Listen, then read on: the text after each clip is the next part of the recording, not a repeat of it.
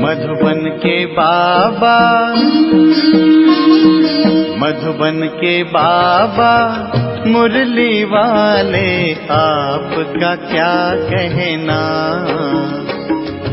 आपका क्या कहना।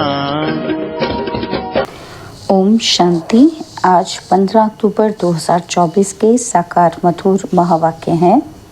आज मीठे मीठे बाप दादा बोले, मीठे बच्चे, तुम सबकी आपस में एक मत है। तुम अपने को आत्मा समझ एक बाप को याद करते हो तो सब भूत भाग जाते हैं। बाबा ने कहा, मीठे बच्चे, तुम सबकी आपस में एक मत है। तुम अपने को आत्मा समझ एक बाप को याद करते हो तो सब भूत भाग जाते हैं। बाबा ने आज प्रश्न पूछा कि पद्मा पद्म भाग्यशाली बनने का मुख्य आधार क्या है।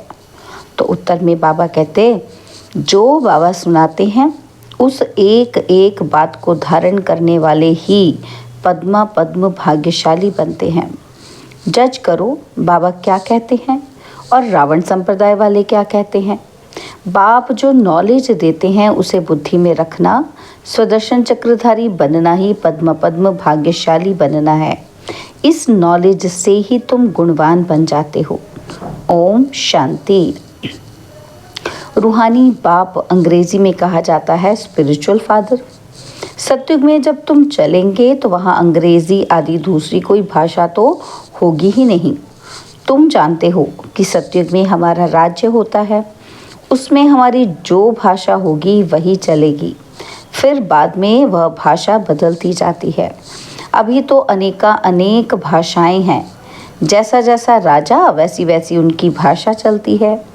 अब यह तो सब बच्चे जानते हैं। सब सेंटर्स पर भी जो बच्चे हैं उनकी है एक मत। अपने को आत्मा समझना है और एक बाप को याद करना है ताकि भूत सब भाग जाए। बाप है पतित पावन। 5 भूतों की तो सब में प्रवेशता है। आत्मा में ही भूतों की प्रवेशता होती है और फिर इन भूतों अथवा विकारों का नाम भी लगाया जाता है। देह, अभिमान, काम, क्रोध आदि। ऐसे नहीं कि सर्वव्यापी कोई ईश्वर है। कोई भी कहे कि ईश्वर सर्वव्यापी है तो कहो सर्वव्यापी आत्माएं हैं और इन आत्माओं में 5 विकार सर्वव्यापी है। बाकी ऐसे नहीं कि परमात्मा सर्व में विराजमान है। परमात्मा में फिर 5 भूतों की प्रवेशता कैसे होगी। एक एक बात को अच्छी रीति धारण करने से तुम पद्मा पद्म भाग्यशाली बनते हो। दुनिया वाले रावण संप्रदाय क्या कहते हैं और बाप क्या कहते हैं, अब जज करो। हरेक के शरीर में आत्मा है और उस आत्मा में 5 विकार प्रवेश है। शरीर में नहीं, आत्मा में 5 विकार अथवा भूत प्रवेश होते हैं। सतयुग में यह 5 भूत नहीं है। नाम ही है डीटी वर्ड। यह है डेविल वर्ड। डेविल कहा जाता है असुर को। कितना दिन और रात का फर्क है। अभी तुम चेंज होते हो और वहाँ तुम्हारे में कोई भी विकार, कोई अवगुण नहीं रहता। तुम्हारे में संपूर्ण गुण होते हैं। तुम 16 कला संपूर्ण बनते हो। पहले थे फिर नीचे उतरते हो। इस चक्र का अभी मालूम पड़ा है। 84 का चक्र कैसे फिरता है।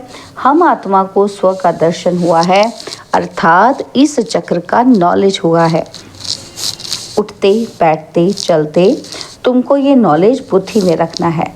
बाप नॉलेज पढ़ाते हैं। यह रूहानी नॉलेज बाप भारत में ही आकर देते हैं। कहते हैं ना, हमारा भारत। वास्तव में हिंदुस्तान कहना तो रॉन्ग है। तुम जानते हो भारत जब स्वर्ग था तो सिर्फ हमारा ही राज्य था और कोई धर्म नहीं था। न्यू वर्ल्ड थी। नई दिल्ली कहते हैं ना, तो दिल्ली का असल नाम दिल्ली नहीं था, परिस्तान कहते थे। अभी तो नई दिल्ली और पुरानी दिल्ली कहते हैं।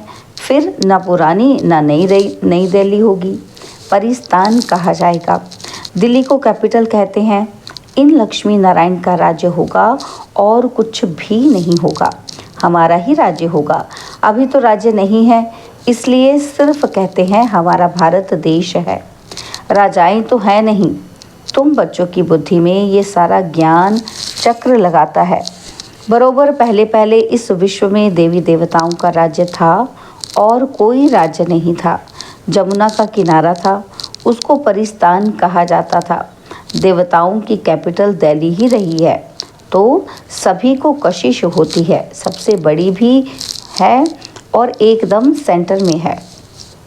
मीठे मीठे बच्चे जानते हैं, बाप तो ज़रूर हुए हैं, पाप आत्मा बन गए। मीठे मीठे बच्चे जानते हैं कि पाप तो ज़रूर हुए हैं, पाप आत्मा बन गए हैं।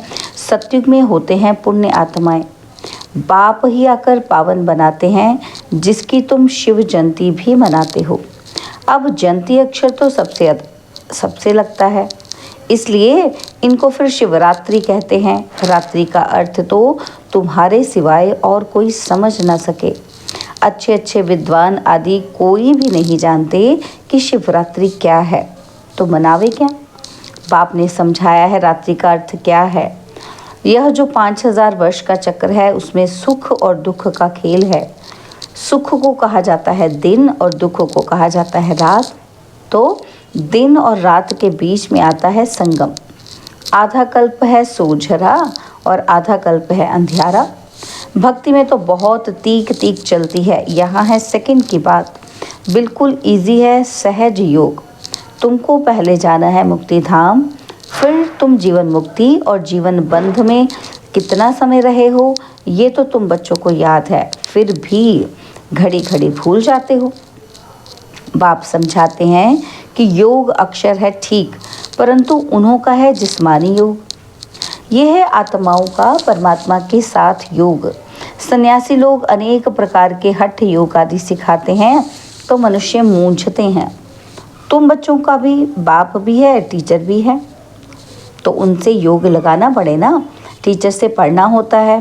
बच्चा जन्म लेता है तो पहले बाप से योग होता है और फिर 5 वर्ष के बाद टीचर से योग लगाना पड़ता है।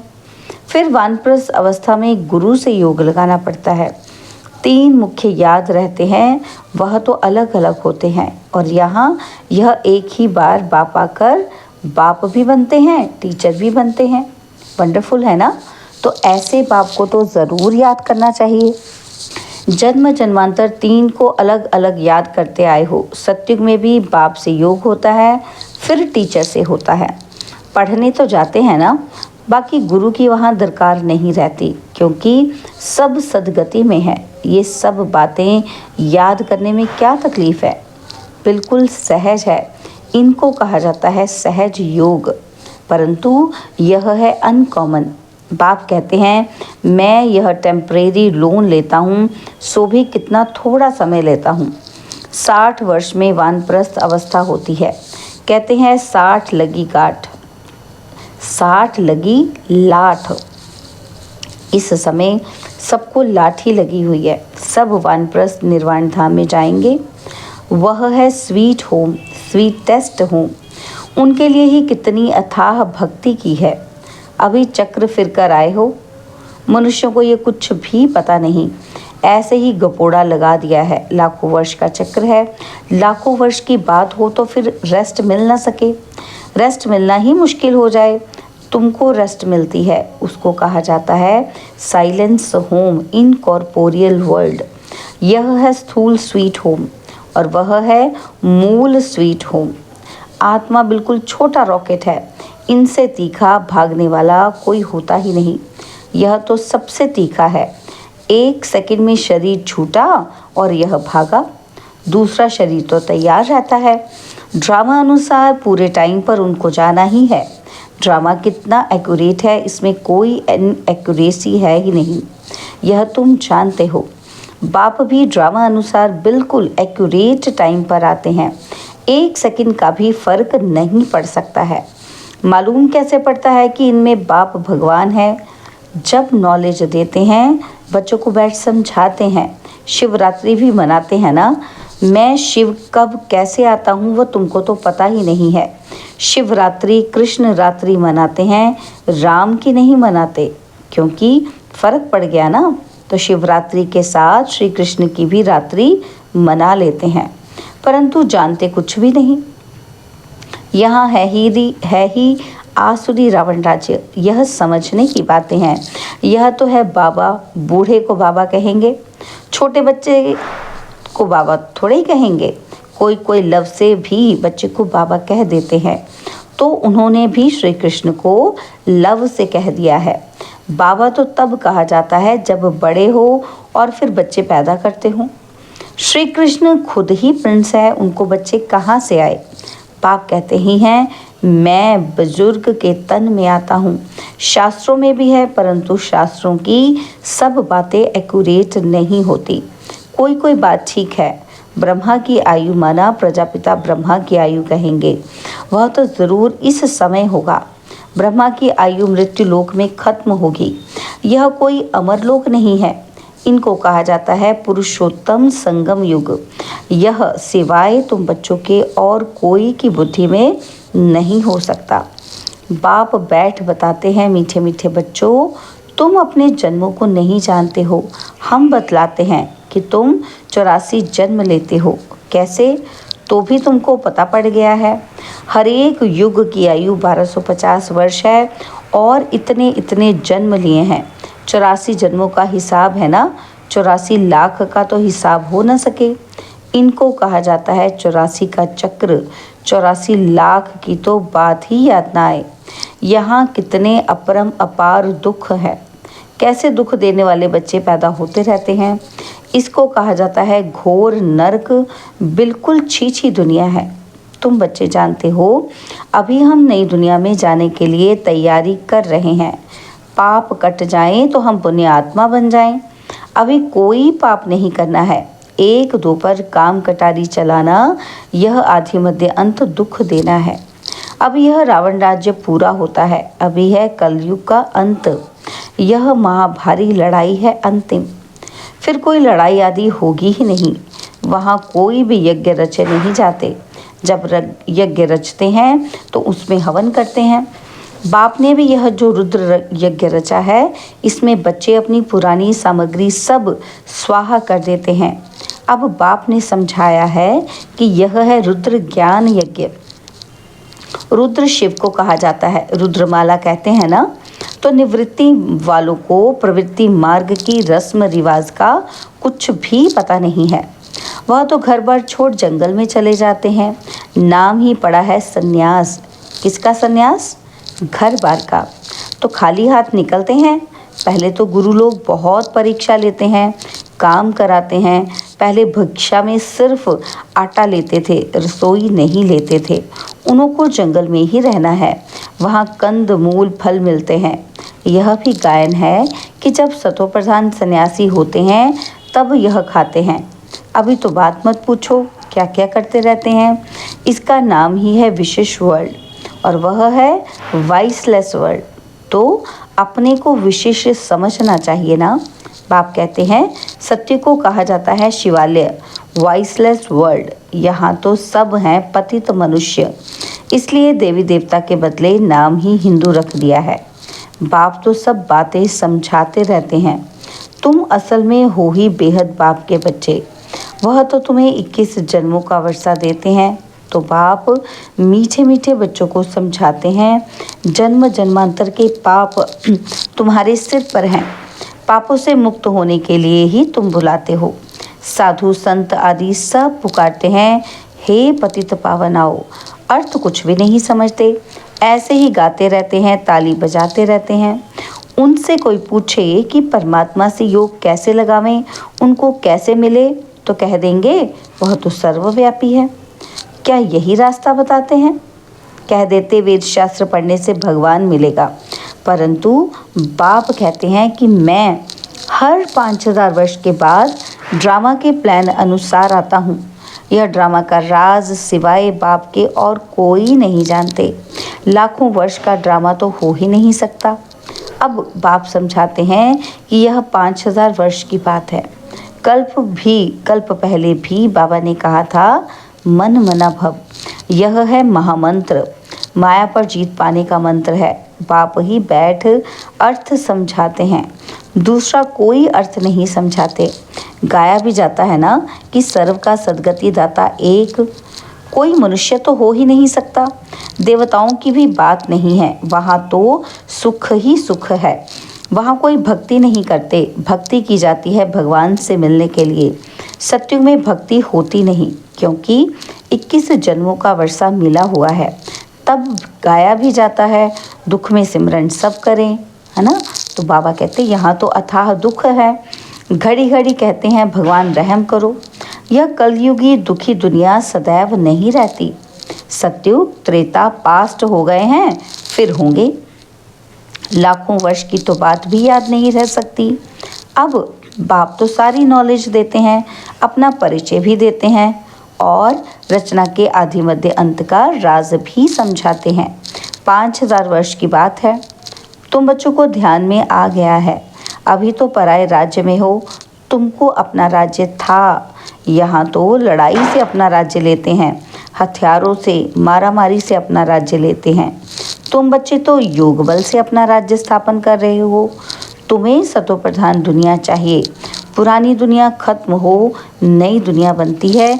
इसको कहा जाता है कलयुग, पुरानी दुनिया, और सत्युग है नई दुनिया। यह भी किसी को पता नहीं है। सन्यासी कह देते हैं कि ये आपकी कल्पना है, यहाँ ही सत्युग है और यहाँ ही कलयुग है। अब बाप बैठ समझाते हैं, एक भी ऐसा नहीं है जो बाप को जानते हों। अगर कोई जानता होता तो परिचय देता। सत्युग त्रेता क्या चीज़ है किसी को समझ में थोड़ी आता है।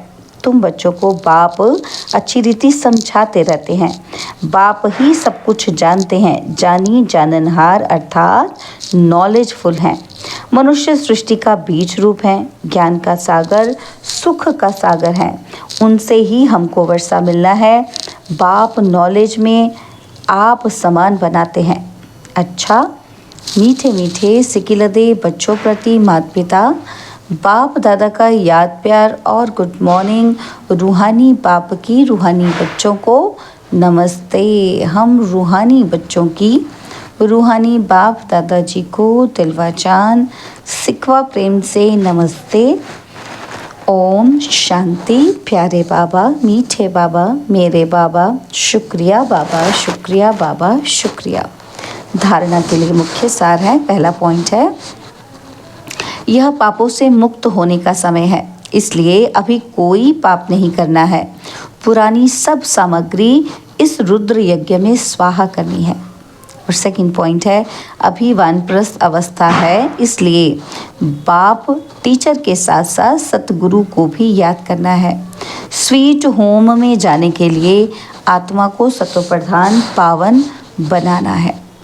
बाबा ने आज हमें वरदान दिया, अपनी सूक्ष्म कमजोरियों को चिंतन करके परिवर्तन करने वाले स्वचिंतक भव।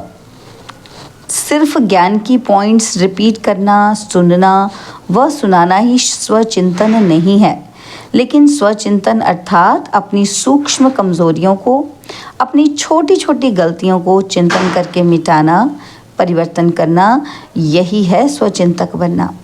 ज्ञान का मनन तो सभी बच्चे बहुत अच्छा करते हैं, लेकिन ज्ञान को स्वयं के प्रति यूज कर धारणा स्वरूप बनना, स्वयं को परिवर्तन करना, इसकी ही मार्क्स फाइनल रिजल्ट में मिलती है।